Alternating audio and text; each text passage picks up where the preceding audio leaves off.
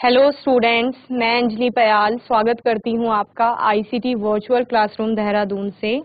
कैसे हैं आप सब लोग? उम्मीद करती हूं आप सब लोग अच्छे होंगे और अपनी लाइफ में बहुत बेहतर कुछ कर रहे होंगे। जैसा कि हम क्लास 9th के साइंस में अपना रिवीजन कर रहे थे चैप्टर्स का, तो आज के सेशन में भी वही करेंगे। और हमारा थर्ड चैप्टर चल रहा था, केमिस्ट्री के जो चैप्टर्स हैं साइंस में उनको हम ले रहे थे, ठीक है। तो थर्ड चैप्टर जो आपका आता है एटम्स एंड मॉलिक्यूल, वो केमिस्ट्री वाले पार्ट में आता है, ठीक है। तो इसको केमिस्ट्री में पढ़ेंगे और अच्छे से क्या क्या प्रश्न किसी टॉपिक से बन सकता है वो हम यहाँ पर देखेंगे। साथ ही अगर किसी टॉपिक से किसी भी प्रकार का प्रश्न पूछा गया है तो उसका आंसर आप लिखना कैसे स्टार्ट करेंगे वो हम यहाँ पर सीखेंगे, ठीक है। तो थर्ड चैप्टर क्या है आपका? एटम्स एंड मॉलिक्यूल, यानी कि परमाणु एवं अणु, ठीक है। परमाणु की बात हो गई थी। कोई भी पदार्थ है, छोटे छोटे कणों से मिलकर के बना हुआ है ये पदार्थ, और जो सबसे सूक्ष्मतम कण जिसको बोला है दार्शनिकों ने, महर्षि कणाद ने बोला था, कात्यायन ने जिसकी अवधारणा रखी, वो परमाणु था आपका, ठीक है। धीरे धीरे आपके बहुत सारे एटॉमिक मॉडल्स आए जिन्होंने सूक्ष्मतम कण को क्या कर दिया था और आगे जाके विभाजित कर दिया था, जिसमें कि आपने क्या देखा? प्रोटॉन, इलेक्ट्रॉन, न्यूट्रॉन देखे। क्लियर है? उसमें एक सेंटर भी था आपके एटम में। तो ये सब हमने सीखा। बाद में हमने बोला परमाणु परमाणु आपस में जुड़ करके क्या बनाएंगे? अणु बनाएंगे, ओके। तो ये सब चीजें आप पढ़ चुके हैं। बहुत सारे क्वेश्चंस आपने देख लिए थे। Name two scientist who establish the law of chemical combination, तो Antoine L Lavoisier and Joseph L Proust, okay. Give an example of a triatomic molecule of an element, यानी कि ऐसे तत्व का आपने क्या बताना है, बारे में बताना है कि जिसमें 3 एटम प्रेजेंट होते हैं, जिसको ट्राई एटॉमिक मॉलिक्यूल में बोलते हैं, यानी कि एक अणु में जिसके 3 परमाणु होंगे। तो वो आपका N3, जैसे नाइट्रोजन की बात करते हैं तो वो भी आता है, ओजोन O3 की बात करते हैं, ओके। डिफाइन एटॉमिसिटी, यानी कि परमाणुकता क्या है। अब एक मॉलिक्यूल में आपके जितने एटम्स प्रेजेंट है, यानी परमाणु प्रेजेंट है, उनको परमाणुकता कहा जाता है, ओके। क्लियर है? So it is the number of atom present in one molecule of a substance, यानी कि एक कोई सब्सटेंस है, कोई पदार्थ है, सब्सटेंस में आपका कोई एलिमेंट्स भी आ सकता है या फिर आपका कोई कंपाउंड भी आ सकता है। क्लियर है? एलिमेंट हो गया या कंपाउंड हो गया, उसका आप एक मॉलिक्यूल लेंगे, यानी एक अणु लेंगे किसी भी तत्व का या किसी यौगिक का, उसके एक अणु में जितने परमाणु उपस्थित है उनको क्या कहेंगे आप? उसको आप एटॉमिसिटी यानी परमाणुकता कहेंगे। एग्जाम्पल, जैसे आपके पास H2O है। H2O क्या है? आपका एक कंपाउंड है, यौगिक है, यानी कि जल जिसे आप कहते हैं। क्लियर? तो H2O में कितने एटम है? कितने एटम है? 2 हाइड्रोजन के एटम है H2 जब आप बोल रहे हो, और एक आपका ऑक्सीजन का एटम है H2O, तो टोटल हो गए 3। तो ये कैसा है? ये त्रिपरमाणुक है, या आप इसको क्या बोलेंगे कि अगर H2O की परमाणुकता आपको बतानी होगी तो वो कितनी होगी? वो 3 होगी, यानी कि 3 उसमें परमाणु उपस्थित है। क्लियर है? चलिए, नेक्स्ट क्वेश्चन है आपका, right the atomicity of the following molecules. Sulphur और फास्फोरस, तो सल्फर की आपकी 8 होती है S8, और फास्फोरस का P4 बनाता है, ठीक है ना। यानी एक अणु की बात करेंगे तो सल्फर के एक अणु में 8 सल्फर के परमाणु होते हैं, वही फास्फोरस के एक अणु में फास्फोरस के आपके 4 परमाणु उपस्थित होते हैं, okay. Fifth, what is an ion? Give one example. Ion क्या है और उसका उदाहरण आपको बताना है। तो बच्चे, आयन क्या होता है? आयन होता है जब कोई भी परमाणु आपका क्या कर रहा है, किसी से इलेक्ट्रॉन ग्रहण कर रहा है या फिर किसी को इलेक्ट्रॉन दे रहा है, तो उससे क्या होगा? उससे उस पर धनावेश या ऋणावेश आ जाता है, ठीक है। अगर कोई इलेक्ट्रॉन किसी को दे रहा है, यानी ऋणावेश दे रहा है, तो उसके ऋणावेश में कमी आ गई, और आप क्या बोलेंगे साथ ही कि उसके धनावेश में वृद्धि हो गई। तो जो इलेक्ट्रॉन देता है उस पर पॉजिटिव चार्ज आता है, यानी धनावेश आएगा। जो इलेक्ट्रॉन को ग्रहण करता है, चूंकि वो ऋणावेश को ग्रहण कर रहा है, पहले से उसके पास ऋणावेश है, तो ऋणावेश में वृद्धि हो गई, तो वो ऋणायन बनाता है, ठीक है। तो इस तरीके से आपके आयन बनते हैं। एग्जाम्पल पूछा है तो आप सोडियम का आप बता सकते हो Na पॉजिटिव और वही Cl नेगेटिव, इसके अलावा H पॉजिटिव बता सकते हो, ठीक है। Br का बता सकते हो। तो negatively and positively charge particle are called ions, यानी कि धनावेशित और ऋणावेशित जो आपके आवेशित कण हैं उनको ही आयन कहा जाता है। Give one word for the following. इनके लिए आपने एक शब्द बताना है। A group of atoms carrying a charge जो ग्रुप ऑफ एटम्स या परमाणु का एक समूह है जिस पर चार्ज यानी कि आवेश है, उसको क्या कहा जाता है, और पॉजिटिवली चार्ज आयन को क्या कहा जाता है। तो group of atom carrying a charge is called ion, and जो आपका पॉजिटिवली चार्ज आयन होता है उसको कैटायन कहा जाता है, वही निगेटिवली चार्ज आयन को क्या कहा जाता है बच्चे, उसको कहा जाता है एनायन। ओके, क्लियर है। The atomic number of three elements A, B, C are 9, 10 and 13 respectively. Which of them will form a cation? तो हमने इसका इलेक्ट्रॉनिक कॉन्फ़िगरेशन लिखा था, देन हमने बोला था कि कैटायन कौन बनाएगा, तो C वाला कैटायन बनाएगा, क्योंकि इसके आउटर मोस्ट में 3 इलेक्ट्रॉन है, तो इजीली किसी को 3 इलेक्ट्रॉन दे देगा और धनायन बना लेगा। ठीक है। What is wrong in saying 1 mole of nitrogen? 1 mole of nitrogen कहना क्यों गलत है? तो क्यों गलत है बच्चे? वो इसलिए गलत है क्योंकि वहां पर आपने एक्चुअल अमाउंट नहीं बताई कि आप एटम की बात कर रहे हैं या मॉलिक्यूल की बात कर रहे हैं। 1 mole of atom of nitrogen आप ऐसे बोल सकते हो। ठीक है, आप क्या बोल सकते हो? We should say 1 mole of nitrogen atom और 1 मोल ऑफ नाइट्रोजन मॉलिक्यूल। आप अणु और परमाणु के बारे में 1 मोल की बात कर सकते हो, डायरेक्ट आप किसी एलिमेंट के बारे में नहीं बोल सकते हो कि 1 मोल ऑफ दिस। ओके, आप क्या बोलोगे? 1 मोल ऑफ दिस एटम और 1 mole of this molecule. Okay, clear है। तो यहां तक हमने सभी प्रश्नों के उत्तर देख लिए थे। आज के सेशन में कुछ और नए प्रश्नों को लेकर चलेंगे।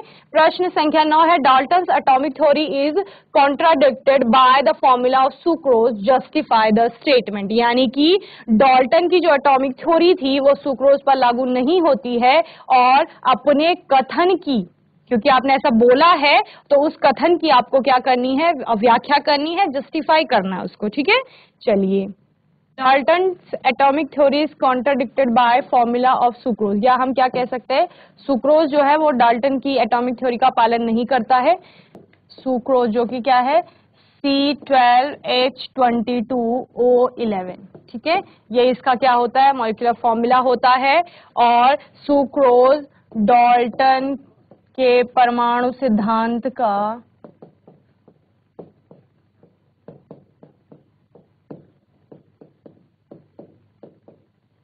पालन नहीं करता है।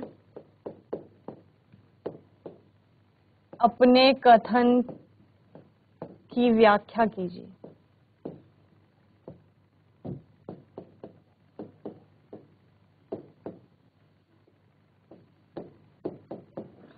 चलिए, Dalton's atomic theory state that atom of different elements combine together in a simple whole number ratio in the formula of C12H22O11. The carbon, hydrogen and oxygen combine in whole number ratio, but the ratio is not simple. Okay?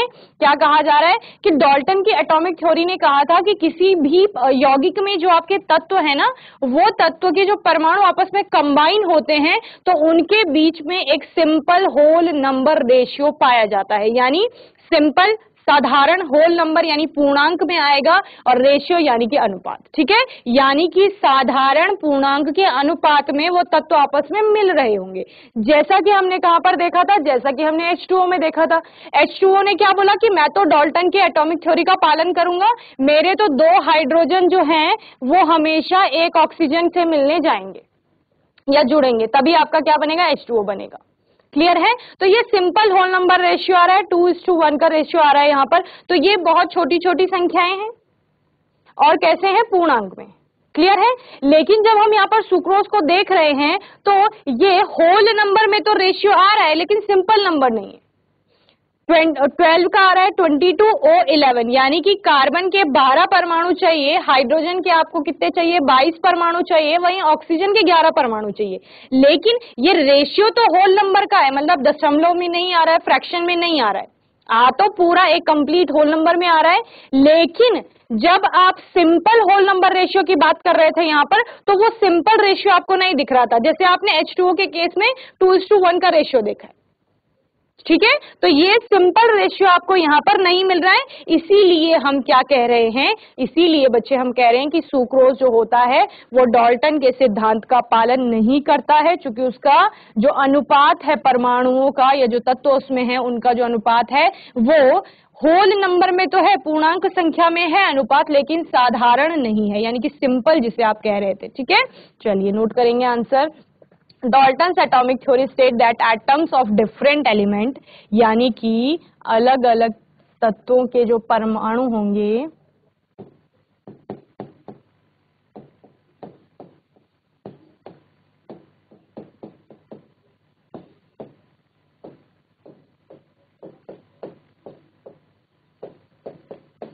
तो साधारण पूर्णांक अनुपात में संयोग करते हैं या जुड़ते हैं, ठीक है। जबकि सुक्रोज में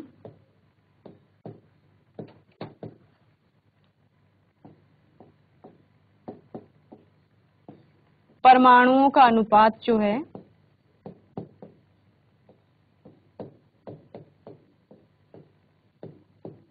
पूर्ण संख्या में है, ठीक है, लेकिन साधारण नहीं।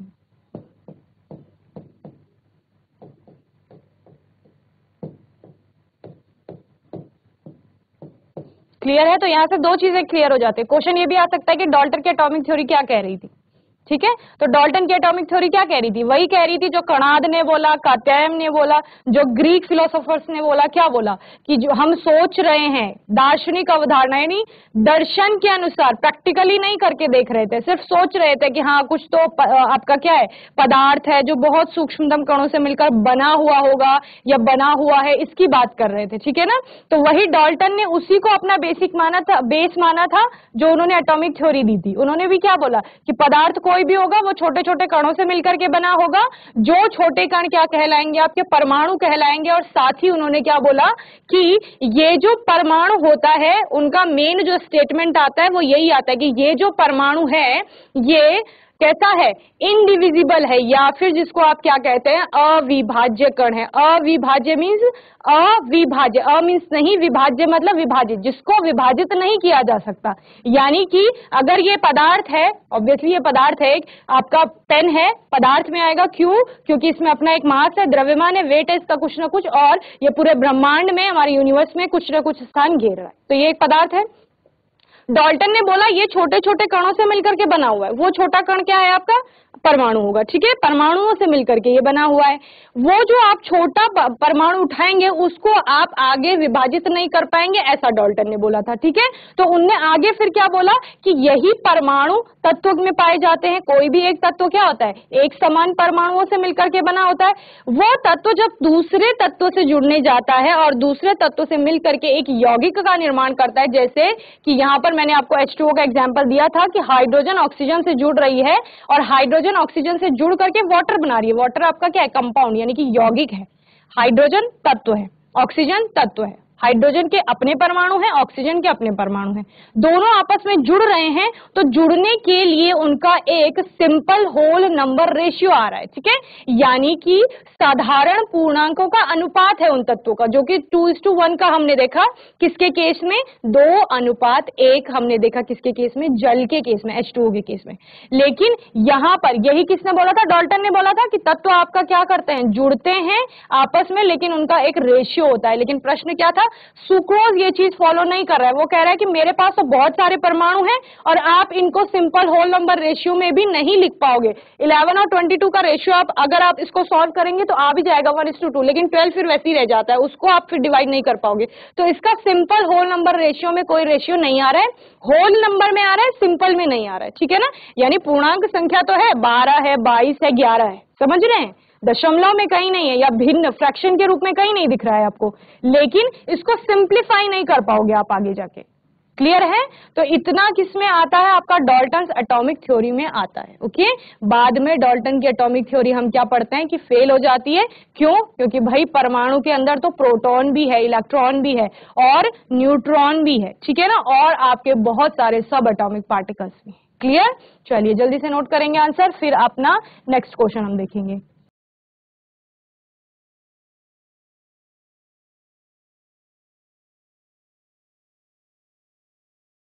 चलिए नेक्स्ट क्वेश्चन देखते हैं। Question number 10, calculate the molecular mass of the following H2CO3 C2H5OH MgSO4।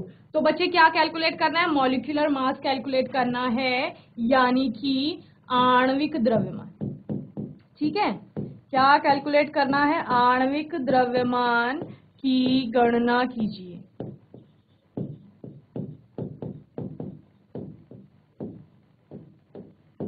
आणविक द्रव्यमान की गणना करें। आणविक द्रव्यमान क्या होता है बच्चे? अणु का द्रव्यमान होता है। आणविक द्रव्यमान यानी अणु का द्रव्यमान, ठीक है। अणु का द्रव्यमान निकालना है आपका। किसका द्रव्यमान निकालना है? अणु का। अणु बना है किससे? ये अणु बना है कई परमाणुओं से। तो यानी अगर मैं कहूं कि कोई भी आपके पास सब्सटेंस है या कोई पदार्थ है तो वो किसी ना किसी चीज से मिलकर बना हुआ है। जैसे मैंने बोला कि आपके पास क्या है, सपोज आपके पास ये पेन है, ठीक है, ये पेन ले लीजिए। ये पेन किससे मिलकर के बना हुआ है? एक तो इसकी आउटर कवरिंग है, एक इसके अंदर कुछ आपका रिफिल टाइप का है, ठीक है। तो दो चीजों से मिलकर के बना हुआ है। इसको मैं मान लूं पूरा अणु, ठीक है। तो इसका वेट क्या होगा? जो इसकी आउटर कवरिंग है उसका वेट प्लस रिफिल का वेट, दो चीजों का वेट होगा ना। तो दोनों को हम क्या मान लेते हैं? परमाणु मान लेते हैं। क्लियर है कि आपका अणु परमाणुओं से मिलकर के बना हुआ है। सपोज ये दो ही परमाणुओं से मिलकर के बना हुआ है। कई चीजें दो से ज्यादा परमाणुओं से मिलकर के बनी हुई हो सकती है। ये दो परमाणुओं से मिलकर के बना है तो दोनों का जो द्रव्यमान होगा उसको प्लस कर देंगे तो आपके पूरे अणु का द्रव्यमान आ जाएगा। क्लियर है? तो हमने बोला पेन का वेट कितना है, पेन का द्रव्यमान कितना है? जितना आउटर का द्रव्यमान है इसका केस का, और इसके अंदर जो रिफिल है उसका द्रव्यमान है। दोनों का द्रव्यमान यानी मास को प्लस कर देंगे, दोनों के द्रव्यमान को प्लस कर देंगे तो आपका क्या आ जाएगा? टोटल पेन का द्रव्यमान आ जाएगा। क्लियर? तो अणु का द्रव्यमान बोल रहे हैं तो अणु किससे मिलकर के बना हुआ है? परमाणुओं से मिलकर के बना है, ठीक है। तो परमाणुओं के द्रव्यमानों को प्लस कर दोगे तो आपको क्या मिल जाएगा? अणु का द्रव्यमान मिल जाएगा। क्लियर है? क्या समझे? अणु का द्रव्यमान यानी परमाणुओं के द्रव्यमानों का योग होता है, ठीक है। योग यानी आप क्या करते हो इसको? आप करते हो इसको ऐड, ठीक है। और ऐड करके जो आपका आंसर आता है ना वो हो जाता है आपका क्या? अणु का द्रव्यमान। आणविक द्रव्यमान हम हमेशा एक अणु की बात करेंगे। यहाँ पर आपको क्या दिया गया है? एक अणु दिया है किसका? H2CO3 का, इसका दिया है। अब ये एक अणु है, इसमें कितने परमाणु है पहले वो आपको बताने, ठीक है। कितने परमाणु है? तो इसमें है हाइड्रोजन के 2 परमाणु। तो हाइड्रोजन के 2 परमाणुओं का जो परमाणु द्रव्यमान होगा उसमें किसको प्लस करोगे? कार्बन के परमाणु द्रव्यमान को प्लस करोगे, प्लस किसको करोगे? ऑक्सीजन के 3 परमाणुओं के द्रव्यमान को प्लस करोगे। समझ रहे हैं? क्या कहा मैंने? हाइड्रोजन क्या है आपका? 2 हाइड्रोजन है, दोनों का जो एटॉमिक मास होगा तो 2 इंटू हाइड्रोजन का एटॉमिक मास लिख सकते हैं, ओके। प्लस इसमें क्या करेंगे? कार्बन एक ही है तो एक कार्बन के परमाणु का द्रव्यमान उसको प्लस करोगे, प्लस ऑक्सीजन के परमाणु के द्रव्यमान को प्लस करोगे, लेकिन ऑक्सीजन के कितने एटम है यहाँ पे? 3, तो 3 ऑक्सीजन 3 इंटू ऑक्सीजन का जो क्या होगा आपका एटॉमिक मास यानी कि परमाणु द्रव्यमान होगा। क्लियर? हाइड्रोजन का आप 1 लेते हो, कार्बन का आप कितना लेते हो? 12 लेते हो, ऑक्सीजन का कितना आता है बच्चे? 16 आता है। क्लियर? तो क्या कर देंगे? 2 इंटू 1 प्लस कार्बन का कितना बताया मैंने? 12 प्लस 3 इंटू 60। क्लियर?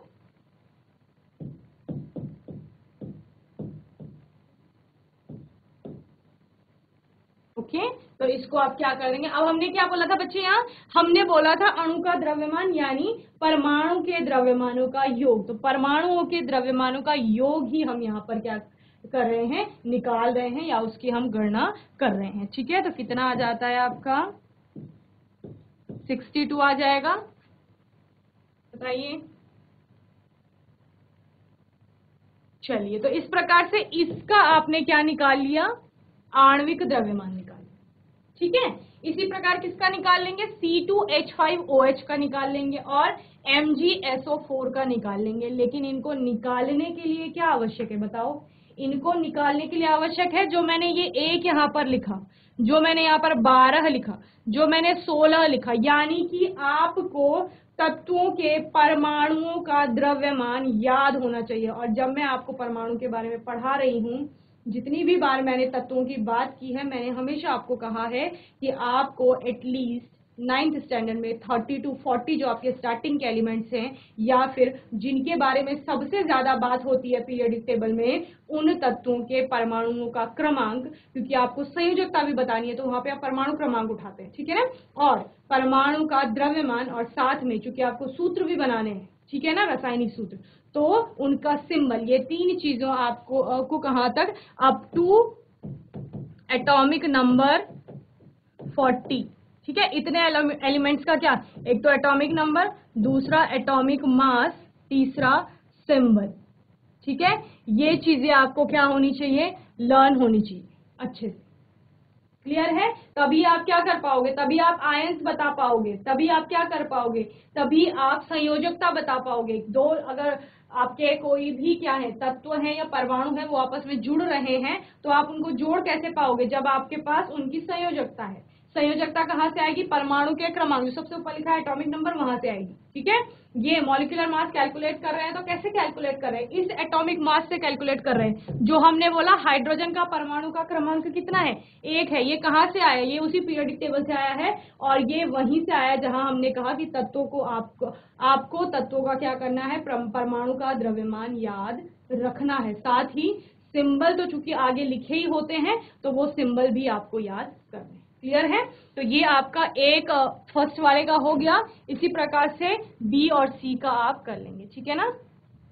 चलिए, तो U यूनिफाइड मास, U में हमने क्या कहा था कि जो भी आपका मॉलिक्यूलर मास आता है उसको U में लिख लेते हैं। बाद में अगर इस U की जगह हम G यूज करते हैं, G यानी ग्राम यूज करते हैं, तो ग्राम से क्या बन जाता है वो, फिर ग्राम मॉलिक्यूलर मास या मोलर मास जिसे आप कहते हैं वो, क्लियर है।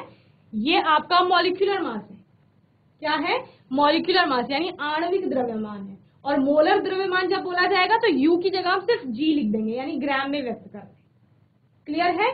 तो एक मॉलिक्यूल जो H2CO3 का होगा, एक अणु जो होगा उसका द्रव्यमान, यानी उसको आप वेइंग मशीन में जैसे सामान रखते हो वैसे रखोगे तो कितना आएगा, 62U आएगा, क्लियर। उसी प्रकार से C2H5OH, इसको देखिए, C2 कार्बन के कितने हैं, 2, तो 2 से इंटू कर दिया कार्बन के एटॉमिक मास को, यानी परमाणु के द्रव्यमान को। देन H5, तो 5 से इंटू कर दिया कितना, हाइड्रोजन के जो आपका एटॉमिक मास है 1, देन उसमें फिर ऐड करना है, ठीक है ना। एक तत्व का जो परमाणु है उसका परमाणु द्रव्यमान दूसरे तत्व का जो परमाणु है उसके साथ ऐड करना है, ये भी ध्यान रखना है। फिर आपने क्या कहा, O, ऑक्सीजन है, ऑक्सीजन आपका एक ही है तो उसको डायरेक्ट हमने 1 into 16 लिख दिया है। 16 क्या होता है, एटॉमिक मास होता है ऑक्सीजन का। लास्ट में आपका फिर से हाइड्रोजन आ गया है तो उसको हमने 1 लिख दिया है, क्योंकि उसका एटॉमिक मास कितना होता है, 1 होता है, ओके। तो इस तरीके से पूरा आपने क्या किया, 2 into 12 24 आ गया, 5 into 1 5, 16 का 16 into 1 16 प्लस 1, टोटल कितना हो गया आपका 46U। ये क्या हो गया, मॉलिक्यूलर मास हो गया C2H5OH, जो कि क्या होता है आपका इथाइल अल्कोहल जिसे कहते हैं, या इथेनॉल जिसे आप कहते हैं, क्लियर है। Then molecular mass of MgSO4, ठीक है, Mg क्या है, मैग्नीशियम, S आपका सल्फर है और O है आपका ऑक्सीजन। तो मैग्नीशियम का आपका एक ही है एटम, तो इसका 1 into 24, 24 क्या है, मैग्नीशियम का एटॉमिक मास है, 12 इसका परमाणु क्रमांक होता है। सल्फर का 1 into 32, ओके, तो 32 होता है इसका परमाणु द्रव्यमान यानी एटॉमिक मास। 4 आपका किसके लिए आ रहा है, ऑक्सीजन एटम्स के लिए आ रहा है, कि 4 एटम है ऑक्सीजन के, समझ रहे हो ना। अगर हम कहें कि एक पैकेट कोई चीज है, एक पैकेट है जिसका वेट 10 किलोग्राम है, तो ऐसे ऐसे 4 पैकेट का कितना होगा, तो मल्टीप्लाई करते हैं, कितना 4 into 10 करेंगे तो 40 हो जाएगा। सेम वैसी एक ऑक्सीजन एटम का अगर 16 है तो 4 एटम का कितना हो जाएगा, 4 गुणा गया 16, क्लियर है। तो इस तरह इसको क्या कर लेंगे, पूरा सॉल्व कर लेंगे। 1 into 24 24, 1 into 32 32 आ जाएगा, 4 into 16 कितना आ जाएगा 64। पूरा आप क्या करोगे, ऐड करोगे तो कितना आ गया 120U, क्लियर है। चलिए, तो ये हमने आणविक द्रव्यमान निकालना सीखा कि आणविक द्रव्यमान कैसे निकालना। ये प्रश्न आपके पेपर में जरूर आता है कि मॉलिक्यूलर मास की गणना करनी है, कोई भी इसके अलावा। मैं ये नहीं कह रही हूं कि यही क्वेश्चन आएगा, यानी कि यही 3 आपको कंपाउंड दे देंगे, वो आपको H2O दे सकता है, वो आपको NaCl दे सकता है, इसके अलावा आपके पास Al2O3 आ सकता है, इसके अलावा आपके पास कोई भी कंपाउंड आ सकता है जितने आपने पढ़े हैं, जितने आपके सिलेबस में है, उसके लिए आवश्यक है वही कि आपको तत्वों के परमाणु द्रव्यमान याद होने चाहिए, ठीक है ना। तो जल्दी से नोट करेंगे, फिर आगे नेक्स्ट क्वेश्चन देखेंगे।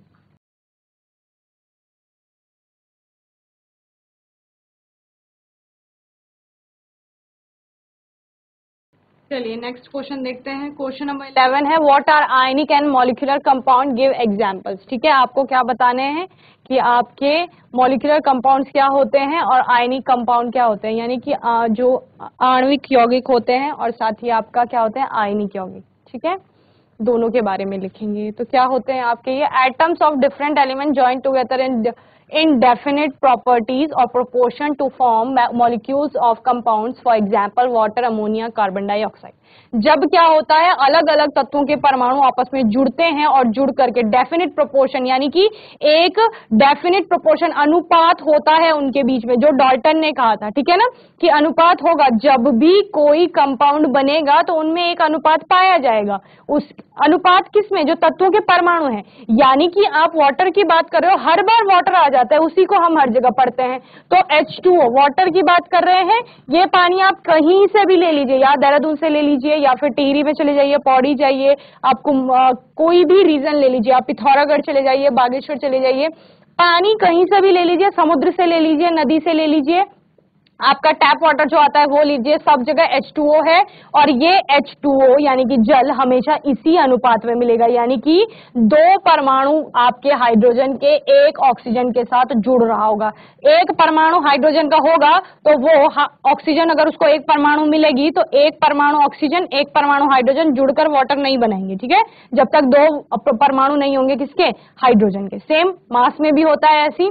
तो यानी कि एक डेफिनेट प्रोपोर्शन है और उस डेफिनेशन प्रोपोर्शन के अकॉर्डिंग ही आपका क्या बन रहे हैं, कंपाउंड्स फॉर्म हो रहे हैं। तो इनको आपका क्या कहा जाता है, मॉलिक्यूलर कंपाउंड्स कहा जाता है।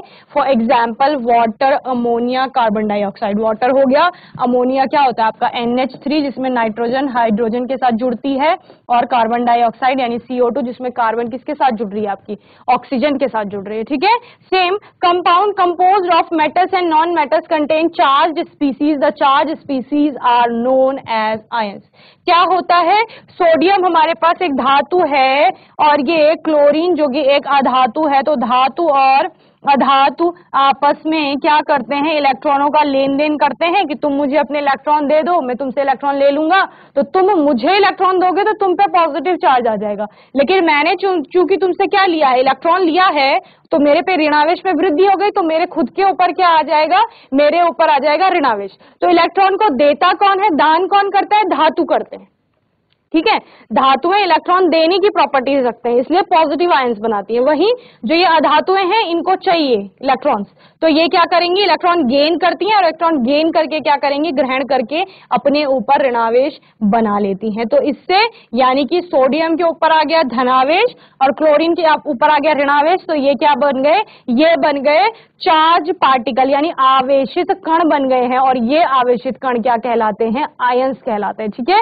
और इन आयनों से बने हुए कंपाउंड, ये दोनों दोस्ती करेंगे और क्या बनाएंगे अब बच्चे, ये बनाएंगे NaCl, सोडियम क्लोराइड। और ये क्या कहलाएगा, क्योंकि आयंस की दोस्ती हो रही है और दोस्ती होकर के एक कंपाउंड यौगिक बन रहा है, तो इसको आयनिक यौगिक कहा जाएगा। और ये आयनिक यौगिक आयनिक बंधों के द्वारा जुड़े हुए रहते हैं, ठीक है।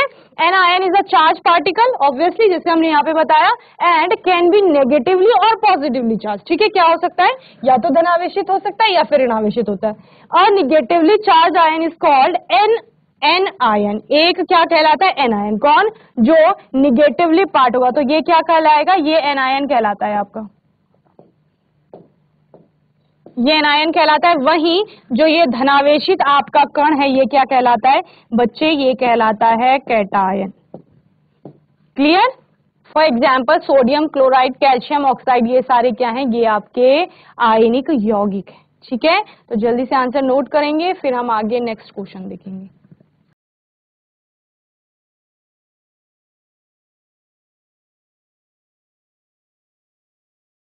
तो बच्चे होपफुली आज के सेशन में जितने भी क्वेश्चन कराए गए वो आपको अच्छे से समझ में आए होंगे। आज के सेशन में हमने थर्ड चैप्टर के कुछ और क्वेश्चंस का रिवीजन किया है, अच्छे से उन टॉपिक्स को समझा। हमने ये भी सीखा कि अगर उसी टॉपिक से कोई और प्रश्न आ जाता है तो वो किस प्रकार आएगा, फिर आप आंसर किस प्रकार लिखेंगे, ठीक है ना।